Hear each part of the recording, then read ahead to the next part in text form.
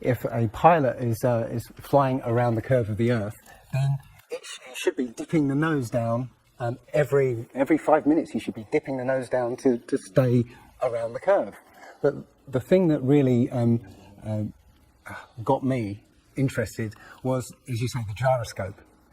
In a plane, there is an artificial horizon, okay, and it's based on a gyroscope. And if you spin a gyroscope on a surface, it will want to stay upright. You can twist and tilt the surface as much as you like, the gyroscope will stay upright. So, if a plane has a gyroscope and it starts following the curve of the Earth, the gyroscope would stay upright, which means the artificial horizon will start to roll backwards. But it doesn't. That's absolute proof that a plane flies over a flat surface rather than a curved one. Because I asked the pilot on my last flight, do you ever notice the artificial horizon rolling backwards? He said, no, but the artificial horizon has complex electronics in it to make sure it knows where it is on the Earth and it compensates. But I went to the manufacturer of the artificial horizon, and they confirmed to me that it's completely mechanical, nothing electronic in it whatsoever. So it's literally just a gyroscope that can freely move. So that right there is proof to me that planes fly over a plane. None of it makes sense. The problem is that we're taught as children, this ball Earth lie, and you might ask as a child, what about the people in Australia? They're standing on the bottom of the globe, won't they fall off? And your teacher says, no, gravity. And you go, oh, okay. And you never go back to that question. But when you go back to it as an adult and start looking at it with a critical eye, right, the whole thing falls apart. As you say, the globe is spinning at 1,000 miles an hour. Neil deGrasse Tyson, who's a leading astronomer in America. I'm Neil deGrasse Tyson, bitch. Tells us that the Earth is not a perfect circle. It is actually an oblate spheroid. It's squashed and wider at the equator. Yeah. So Earth, throughout its life, even when it formed, it was spinning, and it got a little wider at the equator than it does at the poles. So it's not actually a sphere. It's oblate, and officially it's an oblate spheroid. That's what we call it. But not only that, it's slightly wider below the equator than above the equator. A little chubbier. A little chubbier. Yeah. Chubby's a good way. It's like pear-shaped. So my question to him would be, why is there land at the equator? Because water will move more readily than rock. So if the Earth is spinning, the water will be collected at the equator. I mean, if you spin a wet tennis ball, okay, you spin a wet tennis ball, the water shoots off at the equator, essentially. So all the water will be gathered around the equator. So why is there land at the equator? Doesn't make any sense. The other thing that's about the spinning Earth is looking at the stars. Now, directly above the axis of spin is the pole star, Polaris, okay, directly over the North Pole. And we're told that the reason that all the stars spin around the North Star is because the Earth is spinning at 1,000 miles an hour. Okay, seems to make sense, because if you put a long exposure camera pointing it to the North Star, you'll see the stars will make perfect circles around, perfect star trails. The only problem is the Earth is also orbiting the Sun at 67,000 miles an hour. Okay, the Sun is moving, dragging the Earth and all the planets up that way or that way at 600,000 miles an hour. So why do we see perfect circles? Because that's the slowest speed, that's slowest motion in that mix. And yet the Earth is moving 67 times faster that way and 600 times faster that way. So you should see the stars do all sorts of strange motions, but you don't. You only see them make these perfect circles. That tells me that it's the stars that are moving, not the Earth. The thing is, what the scientists will give you is calculations and and theories. why that happens, but we have experience. We see things and they either make sense or they don't make sense. And what the scientists do is substitute our common sense and our intuition for calculations and theory, and we're supposed to believe the calculations rather than what we experience ourselves. There was a famous experiment back in the 1800s in England called the Bedford Levels experiment. Now, the Bedford Levels is a canal that is perfectly straight for 6 miles. Okay, so what a chap called Samuel Rowbotham did was he took a telescope, put it in the water about 8 inches above the water, and he had a friend, had a friend in a rowboat with a flag on the back, row all the way to the other end, and he was able to see the flag on the back of the rowboat the whole distance. Now, according to spherical trigonometry, the curve of the Earth is 8 inches per mile squared. So over 5 miles, that's 5 times 5, 25, times 8, which is 200, works out, that's 200 inches, which works out at 16 feet. That means the boat should have been 16 feet below the horizon. You shouldn't have been able to see the boat. Now, you know, the scientists will say, oh, refraction and this and light bending around the Earth and stuff. But the fact is, you know, it's perfectly flat. And he in his book, he puts forward many arguments that show that, or many experiments that show the Earth is always perfectly flat. They say that you see the mast, you know, go down last. Is literally just the way your vision works. Yeah, it's perspective and atmospherics basically. The limit of your vision is supposedly 3 miles. And then after 3 miles, you're supposed to see the boat start to go over the horizon. It's funny that Neil deGrasse Tyson again says that, explains that you can't see the curvature of the Earth from a plane. He says this, you can't see the curvature of the Earth from a plane because you're not high enough. The Earth is so big that you can't get high enough to see the curvature. Yet, you can apparently see a boat go over the curvature over the distance of 3 miles. Which doesn't make sense. The thing is, when you look out and you see a boat start to go over the horizon, if you suddenly get a pair of binoculars and look, it comes back again. And once it goes out of the sight of your binoculars, if you get a telescope, yeah, it comes back again. It doesn't go over any curve of the horizon. What we found, many people have done experiments with very high-powered zoom cameras, and they've watched a boat sail out to sea. And they've just kept trained on this boat. And what they see is, after a very long distance, you see an atmospheric effect where the bottom of the boat disappears and starts, and the top of the boat inverts, so you see a sort of mirror image. And that, with your eyesight, you know, basically the bottom of the boat just melts into the horizon. One of the best examples of that is the Antwerp Notre Dame spire, which can be seen something like 240 kilometers away from, you know, from the spire. So that should be over a mile below the horizon, and you can still see it. There's been a few famous examples just recently of a man who took a picture across the Great Lakes from Michigan and was able to see, I believe it's Chicago, which he shouldn't have been able to see. And the television station basically said it was a mirage. This is from Joshua Nowicki, and what you're seeing here is a mirage. We typically would not be able to see this from the Lake Michigan shore. We talked about this last night. Conditions are right on the lake that we're actually seeing a mirage of the Chicago skyline. They always say it's a mirage, but for a mirage to happen, you have to have very specific atmospheric conditions. And there have been so many people who have seen exactly the same thing on different days, different seasons, always the same. You know, it's not a mirage. It's simply that you're looking across a plane. You see in a kind of pyramid shape. Yeah, you have a horizon at your eye level, and everything above the horizon will go down into the horizon. Yeah, everything below the horizon will seem to go up.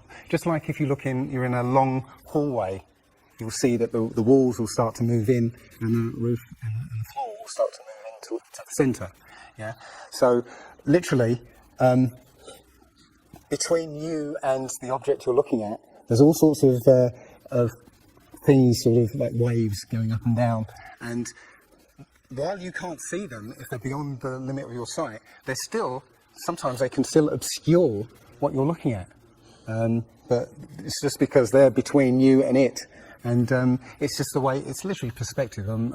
It's better if I could draw a diagram, but it's a very difficult subject to get your head around if you're not used to it. But it is perspective. One sort of other proof is there's a place in Bolivia called Salar de Uyuni, which is a salt flat. It's literally 100 miles wide one way and 80 miles across. And it's perfectly flat. And when it rains, literally you get an inch of water, and it looks like a perfect mirror. Now, how does that happen on a sphere? Yeah, it shows you that, you know, if you're one end of this salt flat, you can see perfectly clearly the other end 100 miles away.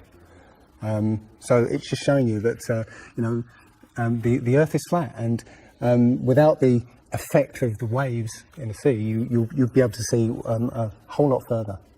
If you were to go to NASA and download one of their photos of the Earth in the moon sky and put it in Photoshop, okay, drop the saturation and the levels down, you'll see that the Earth has been pasted in, because you'll see a rectangular box around the Earth.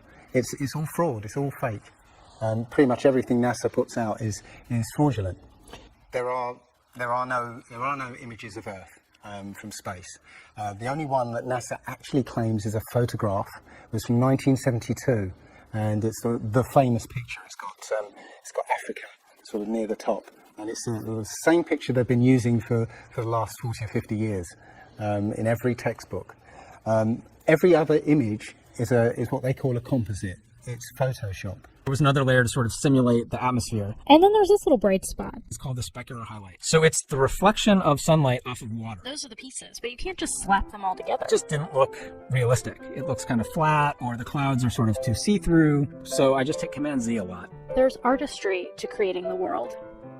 What I imagine it to be. Unfortunately, I'm not an astronaut. I've never been to space. But I've looked at these images over and over again, trying to sort of get the essence of it. It is photoshopped, but it's has to be. It is photoshopped, but it's has to be. It is photoshopped, but it's has to be. It is photoshopped, but it's has to be. And many of us have been looking at these images of Earth, including the one they called the Big Blue Marble, which was released in 2002, I think. Again, when you zoom into it with Photoshop, you'll see where they've used the clone tool in Photoshop to take a picture of one of the clouds and stamp it in various places around the picture. They got lazy. In another image, they've even Photoshopped the word sex in the clouds, which is a subliminal tool they use to get people to sort of relate to something. They literally, you can look at this and you can find it on NASA's website. In a video I'm working on at the moment, I've got a video from what they call the Galileo space probe. As it left Earth, it took a series of shots of Earth, apparently. And you see that over the course of 25 hours, the clouds never move. Okay. Now, I happened to find some pictures of satellite pictures of Earth, and I noticed that in these separately taken satellite shots, the clouds were exactly the same as the ones in this Galileo shot. So it's a cloud map. It would be very simple indeed to just silence everybody and, you know, put an end to this topic once and for all, turn Hubble around and show us Earth in real time, zooming in onto a place so that we can see what's happening at that place, and we know that there is something up there looking down on us and from space. But they will not do it. They can't do it. It doesn't exist. It literally doesn't exist. When you go onto the plane tracking software, you'll see hundreds and hundreds of flights over the northern hemisphere, and you can track those flights from beginning to end. When you look at any flight in the southern hemisphere, what you'll find is the flight takes off and disappears off the tracking usually about an hour after takeoff, and then later on will reappear an hour before landing. Now, there's no explanation for it. I mean, the point is that distances are very different, and distances and flight plans are very different on the flat Earth than they are on the ball. And when you look at flights in the southern hemisphere, they make some really crazy, sort of deviations. So, for instance, if we look on here, let's say a flight from Cape Town over here to Australia, say Sydney in Australia, they will take you to Dubai first, somewhere around here. Yes. Just recently, there was a case of a woman who was pregnant on a flight, and she was her waters broke on the flight, and I think it was from the Philippines to Los Angeles. Mm-hmm. And again, if you look on this map, you're from around here somewhere to here. Okay. Now they were flying across, and literally her waters broke, and they had to divert. They had to land. So instead of either going back to the Philippines or going on to Los Angeles, they landed in Alaska. Which again, if you look on the flat map, it's again a straight path. Santiago, Chile to Australia, mm-hmm. right, will usually stop in Los Angeles. Again, you can see on the flat map that it's again a straight path. It all seems to make sense, and if the only thing that would sort of confirm it or disprove it would be GPS, but hey ho, GPS doesn't work in the southern hemisphere. This is an issue because there have been a few people who said they've taken flights that have taken only 14 hours, and they're direct flights from Australia to South America. Now, somebody has actually redrawn the flat map to take into account these the distances. And apparently the distances work out. I haven't seen the map myself, but I should be looking further into it. But yes, up until these people came forward, and again, I haven't seen any real evidence that they have taken these flights. They told me they've taken these flights, but who knows? They can actually advertise a flight that's direct.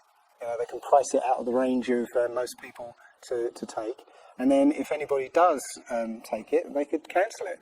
I don't think any flights actually fly directly over the North Pole at all. I think they skirt the North Pole, mm-hmm. but I don't think they fly directly over the actual pole. So I don't know if it's to do with magnetics. The only thing I do know is that nothing flies over the South Pole, because again, on a flat map, the South Pole, the continent of Antarctica, is the ring around the Earth. So you can't fly over the ring and get anywhere. That's why we're not allowed to go there. I mean, think about it. It's the only treaty that's all these countries have signed and never broken and completely agreed on. It's the only one. What treaty is there that everybody's agreed on? We're being kept away from it for a reason. They have some scientific bases there, and literally it's controlled by the military. If you try and go there by yourself, you will be sort of picked up and escorted back. There was a guy called Jarls Anderhoy who tried to take a mission to the Antarctica, and he was picked up and taken back by the military. It's a good reason, because they don't want you finding out what's beyond. Admiral Byrd he actually did four expeditions, and most of them were military expeditions with huge military groups. Thousands of people, planes, boats, the works. And yes, he confirmed in an interview that he discovered a continent as big as the continental United States out there, that was with warm water lakes and mountains and everything, that was completely uninhabited. And he described it as the other side of the South Pole to Middle America. So on the globe, that means it would be somewhere in the Indian Ocean. There's a huge continent that nobody knows about. So yeah, there's more going on than meets the eye. The other thing is, after Admiral Byrd came back after his last expedition, Antarctica was sealed off, and both America and the Russians started firing nuclear missiles straight up. Now in America, that was called Project Operation Fishbowl, and it came under something called Project Dominic.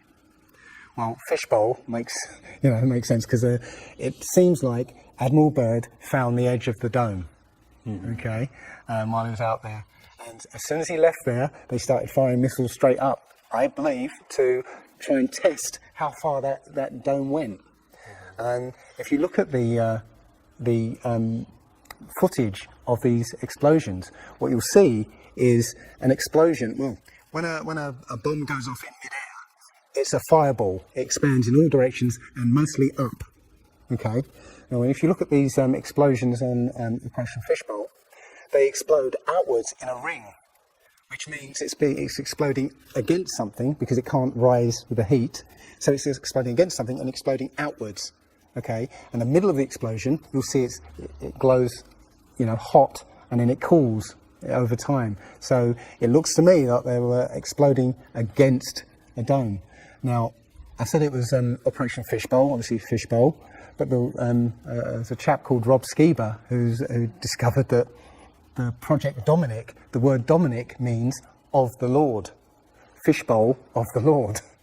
So I believe they clearly know that we're in an enclosed system, and Admiral Byrd found the edge, and they've tested to see how far it goes up. They will also say that if a sniper is trying to hit something a great distance, a couple of miles away, they have to take into consideration the spinning of the Earth, because they say that as the bullet leaves the muzzle of the gun, it's now independent of the rotation of the Earth. So, the Earth will spin away from where the bullet, and you have to take that into account. They say that about artillery shells as well, but it's not true. If that was true, a sniper would have to spend ages and ages calculating how to make that shot, and they don't. They literally take into consideration the wind and the elevation, and they don't take the Coriolis effect into consideration at all. Also, planes. If that works for bullets, if bullets, as soon as they leave the Earth, they're now independent of the spin, then why doesn't it work for planes? Yeah. There's a video on YouTube that actually tries to explain that the Coriolis effect works by using the example of a paper plane. You have to throw it. If you throw it north, the Earth will spin and the plane will land sort of east. But if you take the idea of a real plane, a plane would have to aim north to go east in that case. But that's not what happens. And if that was the case as well, planes would have to land on runways that are moving, and that would be impossible. But how is it that you can take a flight from London to New York, and it would take exactly the same time as a flight from New York to London? Yeah, one's with the spin of the planet, and the other one's against it. So it doesn't make sense. They'll say that the whole atmosphere is moving, with the planet, but that doesn't make sense either, because the atmosphere, say it's that thick, the top layer of the atmosphere will be moving slow, and as further you get in, will be moving faster. So how, if everything is moving like that, how do you get a light breeze that blows against the spin of the planet? How do you get a breeze that goes from north to south? It just doesn't make sense. And again, science will give you calculations and esoteric ideas, but you can go out and look for yourself, and you'll see what makes sense and what doesn't. The other thing is that we have senses to be able to sense acceleration. You get in a car and somebody puts their foot down, and you get thrown back in your seat. You can feel the acceleration. Yeah, you can feel changes, very minute changes of acceleration.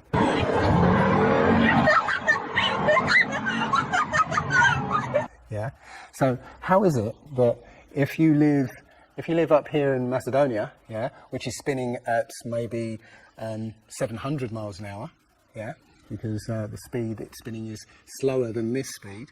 So if you took a flight down to Africa, yeah, on the equator, why don't you feel the change in acceleration? Yeah, so why don't you feel the change in acceleration? You know, you have these sensors that will register the slightest change.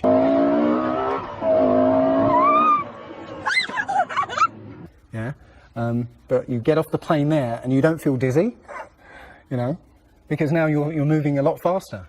So no, it doesn't make sense.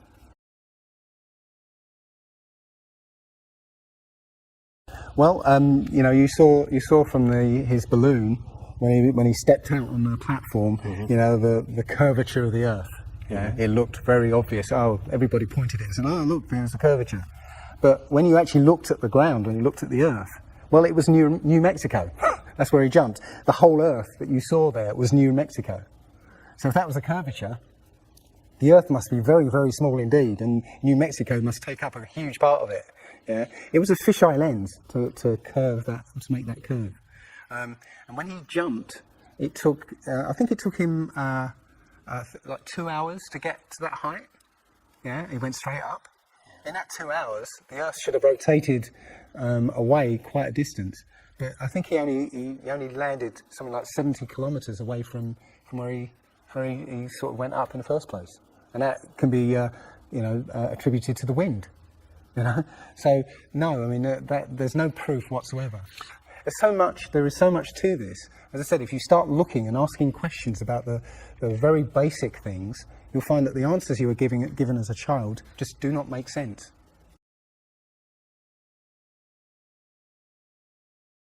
So the idea there is that it must be a globe because you know, the sun. If the sun's here, then it's got to be dark on the other side. Well, the thing about the sun is that we're told it's 93 million miles away. It's not.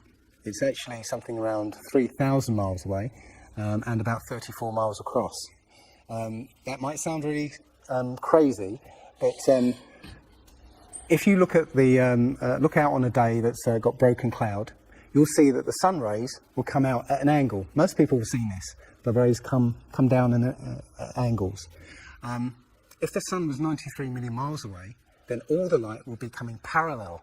So if you imagine, there's no way to show 93 million miles, but something way, way over there, all the light that reaches this globe will be parallel. There's no way that light can come that far and spread out like that. Now, if you follow those light rays, you'll see exactly where the sun is. And as I said, it works out to be about 3,100 miles. Now, if that's the case, and the sun is circling over this flat plane, yeah, its light range is limited, so it's illuminating the part of the Earth it's like over at the moment. So, say over Europe, it might, or over South America there, it's over there. Well, Australia's going to be in the dark because the sun isn't going to throw enough light to illuminate Australia. Yeah. Now, most people say, well, I see the sun rise and set. How can that be if it's just going round in a circle? Well, that's perspective again. If you actually see video of the sun coming up and going down, many times you'll see that the sun starts off as it's coming up very, very tiny, and it gets bigger as it gets closer to midday and then gets smaller again. It's literally that effect of perspective. You know, something's above you, like the ceiling in a hallway. Yeah, as it goes further away, it will seem to sink down towards the horizon until it disappears beyond the limit of your sight.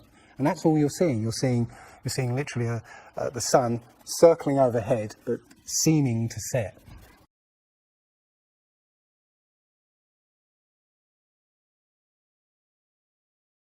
There was a team in California that launched a rocket 75 miles up. And you can find this video on YouTube.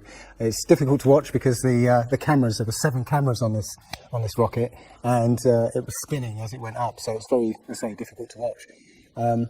But this chap, Refi, studied this video meticulously, looking for some kind of mistake or some kind of evidence, and he realised that he could see the moon. So he went online to a website called timeanddate.com, where it will show you graphically where the moon and sun is at any time on any day.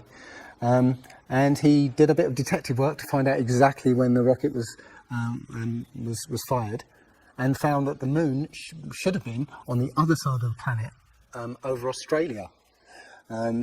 Now, the rocket was 75 miles up and it could see the moon, but anybody down on the ground wouldn't be able to see it. But the point is that if the moon was over Australia, on the other side of it would be on the other side of the planet, which is, okay, there.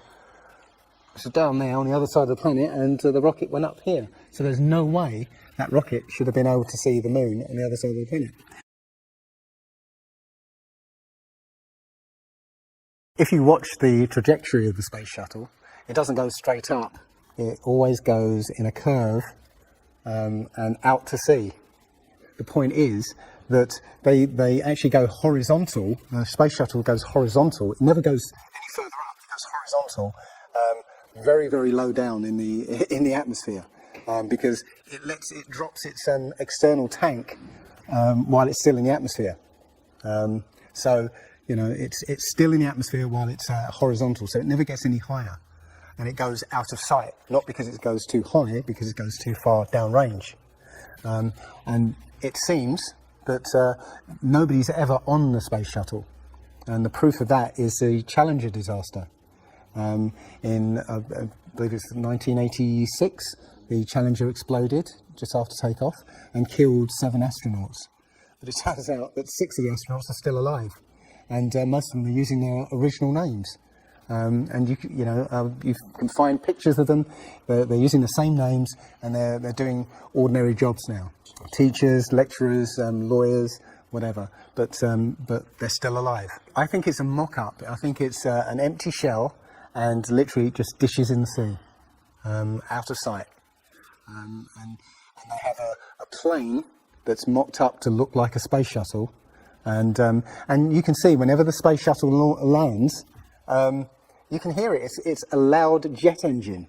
You watch any video of the space shuttle landing, you can tell it's a jet engine. It's a jet-powered aircraft. That's it. It's not a glider.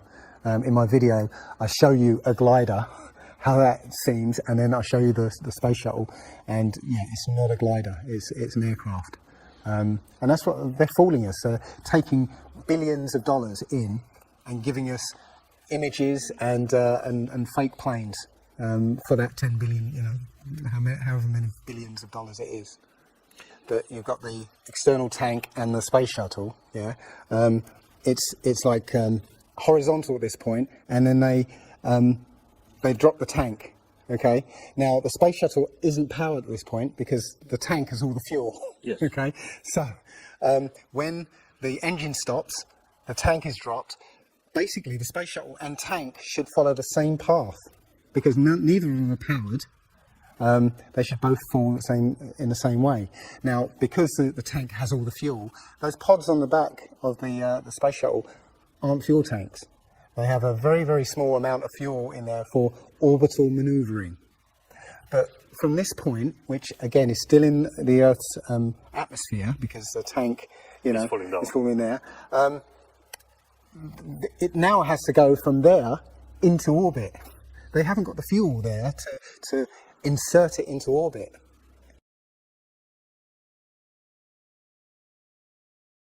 Disney and NASA have worked very closely together. Disney worked with NASA on the moon project. Yeah, they made it. They filmed it so that it would be entertaining for the masses. Yeah, and they're still working with NASA.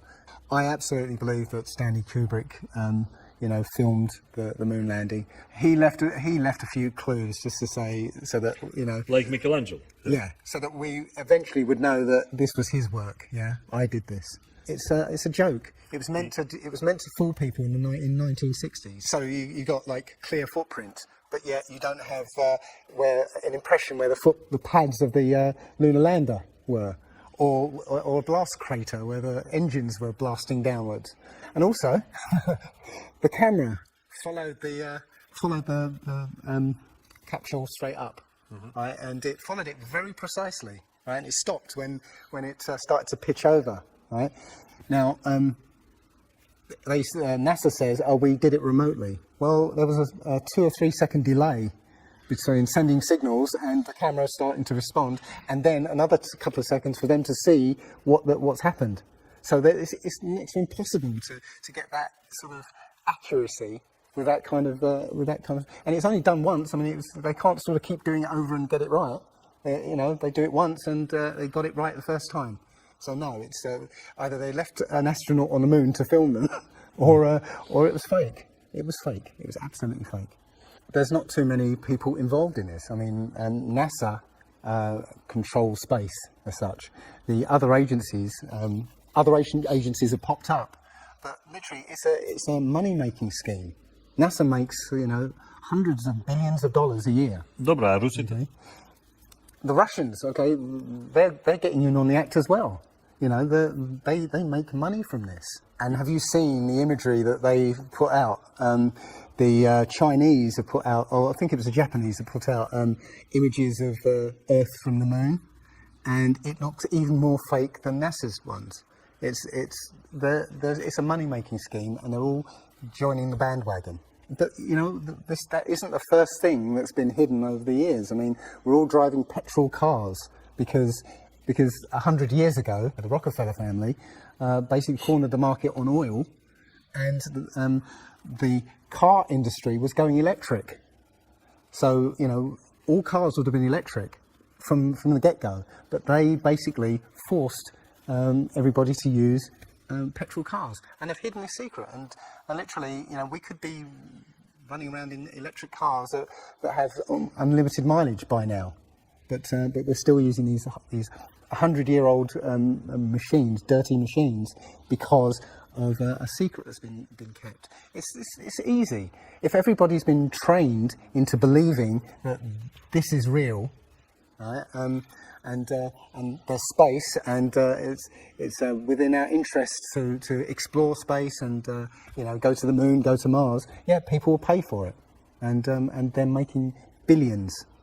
And yeah, there's more to it, because I believe there's a big deception coming, and it's to do with aliens, because now since Roswell, 1947, that was the first time anybody had ever understood the idea of aliens.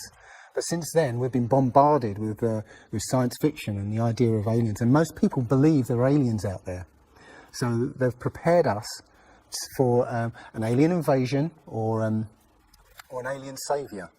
And I think the flat Earth came along at the right moment to educate people, to make people believe or understand that we've been lied to. And if you know, as I know in my heart now, that is real and this isn't, I will not be fooled by aliens coming, because there are no aliens. There's no space. Yeah, it's all fantasy by Disney and NASA.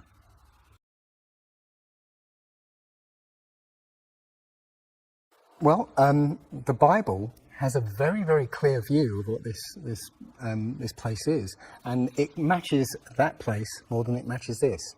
Okay, and what it says is the great deep is under it, just water. It's just deep water, and above the firmament is water.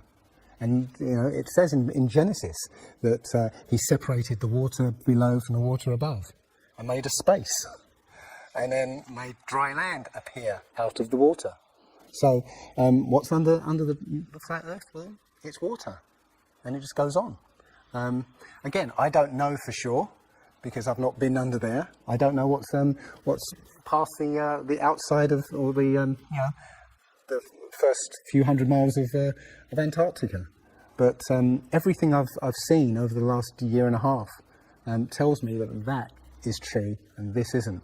And I'm starting to believe and trust my intuition about this.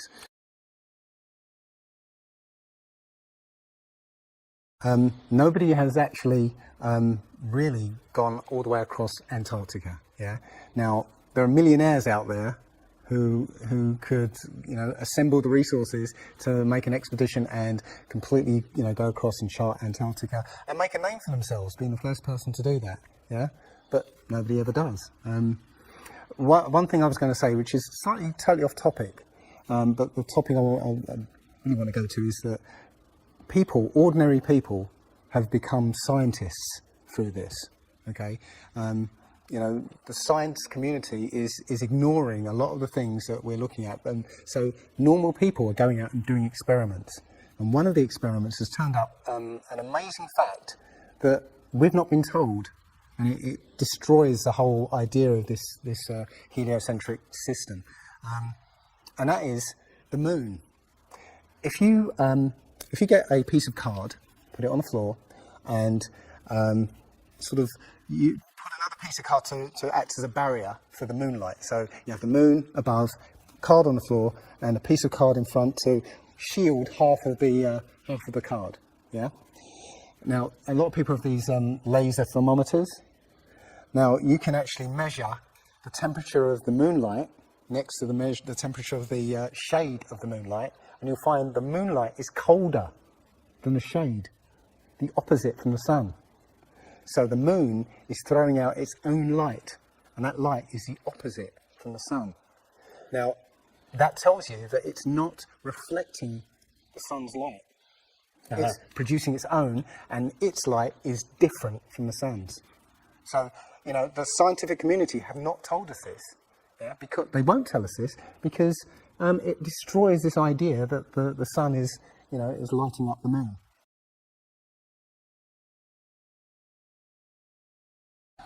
This world is very different from what most people think it is. There are very powerful people essentially rule this world right now, and the ordinary person is a slave in this world, and slaves aren't educated.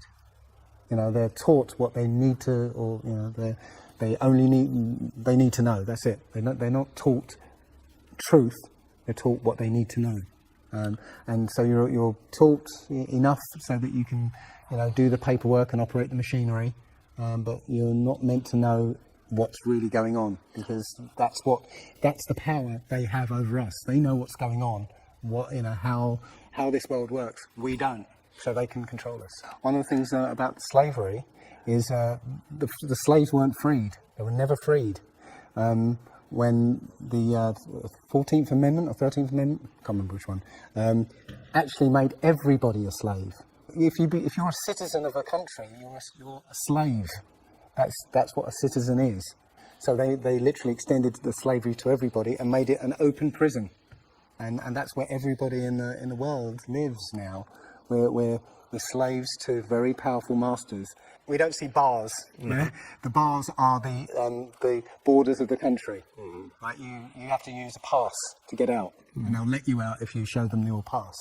Yeah, and sometimes they won't let you out.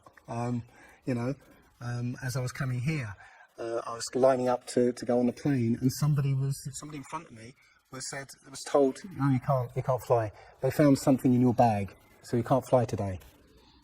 So, you know, we have, as I said, we have natural rights to travel anywhere on this earth. We were born on this earth. We have the right to travel anywhere. But our masters have kept us in small, open prisons that you need to get permission to move around. This idea that, billions of years ago, nothing exploded and then everything came out of that nothingness. Ridiculous. But they try to make you believe that the idea that a supreme being, a creator, created this is ridiculous compared to that idea. I mean, if you look at it objectively, I would lean towards a creator because, there's so much that points to, the fingerprint of a creator, but it's no less ridiculous than nothing exploding and becoming something. In my opinion, the Big Bang theory and the theory of evolution and the ball Earth theory are all interlinked, and they're all there to make us feel as though we're insignificant. We're small, tiny, miniature, unimportant pieces of slime crawling around on a speck of dust in an infinite universe.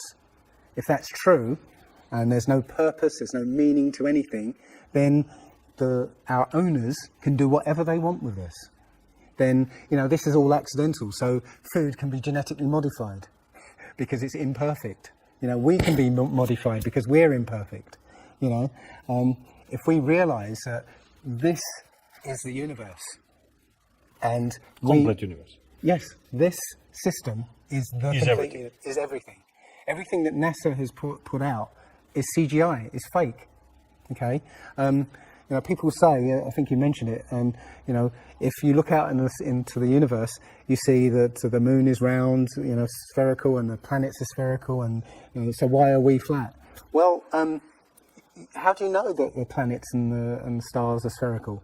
You know, all you get is, if you look for a telescope, you see a flat disk. If you think you see a spherical shape there, well, it needs two eyes to resolve 3D. If you're looking for a telescope, you can't see anything in 3D. It's going to be flat anyway. So all you see is a flat blob of light. It's only NASA that's given you these beautiful pictures of so-called planets and stars. Yeah. So it's a fallacy to say, well, everything else out there is spherical, so we must be. You know, how this is special. You know, so why? It's like saying a basketball is round, so why isn't the court round? You know, it's a fallacy. So this idea of a ball Earth, theory of evolution, the Big Bang, is all about making us feel nothing, so that we can be used. If everybody realised how special we all are, how unique every single life is, then this whole world would change overnight. We wouldn't allow ourselves to be used by this cabal. We wouldn't allow this planet to be destroyed, because they're destroying it because, oh, it's just an accidental planet, one of millions. We've found other Earths. You know, eventually, if this one gets too messed up, we'll go to another one. No, this is it. So if we all realise that, then we wouldn't allow all these things that are going on. It's all about control. There are a small group of people who want to control the world, and because there's so many of us out there, you know, they can't control us directly. They can't, you know, this small group of people can't, you know, come round to all of us and control us directly. So they must use our own minds, our own hearts and minds against ourselves. And this is what they've done. They've educated us into this world, into this globe spinning, you know, heliocentric Big Bang evolution world, which makes us nothing. This is amazing because when I first started looking, it was about a year and a half ago, I looked on YouTube and there were maybe about 100 videos, not even that probably, and nobody was talking about it, right? And then over 2015, it exploded. There are thousands and thousands and thousands of people looking at Flat Earth now. And what happens is that you'll watch something or read something, and something will strike a chord in your mind, and you'll think, yeah, I've always wondered that. And what will happen is you will start feverishly researching. I mean, what happened to me was, as soon as I got that, I spent every waking hour looking for things and testing things, and this seems to be replicated with thousands of people around the world who suddenly come into this. They start, you know, researching and getting a passion for this, because this is what I think, it's the truth, and we recognise the truth when we hear it, and you know, we feel it, and this I believe has come at the exact right time, so that we awaken to what's going on in the world. Nothing else. You know, 9/11 even hasn't awoken people, right, to this extent. You know, for me, I've been an atheist for 40 years. From the age of 13, you know, I didn't want anything to do with God and Bibles and whatever and religions. And now I know for a fact there is a creator. I've seen his fingerprint, you know, not just with the flat earth. Everything I've done in the last 5 or 10 years has led me to see that there is a creator now. And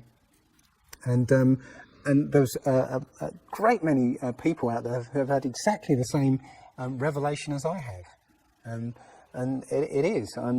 I'm now following the commandments and trying to be the best human being that I can be, because I think it was a guy called Kent Hovind who said, there are only two possibilities.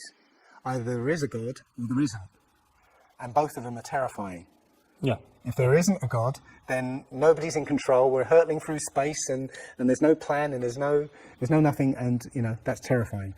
If there is a God, then we'd better find out who he is and what he wants, and do exactly what he says. And it turns out that he gave us very specific instructions on how to live. And they're not rules as in laws that you you must follow because I'll put you in prison if you don't. No, these are rules to live by, to make a harmonious world. Don't harm anyone, don't kill anybody, don't steal from people. Don't covet people's items. Don't lie. Don't lie. I mean, these things are written in our hearts anyway. Yeah, but we're in a society that legalizes all of the 10 Commandments. Policemen and soldiers can kill. They're allowed to kill. Yeah, Politicians can lie. They can lie. They're lying all the time. They're lying all the time. Police have been told that they are allowed to lie to try and get to catch somebody. Yeah, they're allowed to lie. Everything in the 10 Commandments is legalized in this society. That tells you who runs this society. Yeah. So yeah, this is a profound movement. I don't like using the word movement, but it's a profound shift in consciousness for people, because unlike any other topic that's come out in the last few years, this one has made people realise that they've been lied to.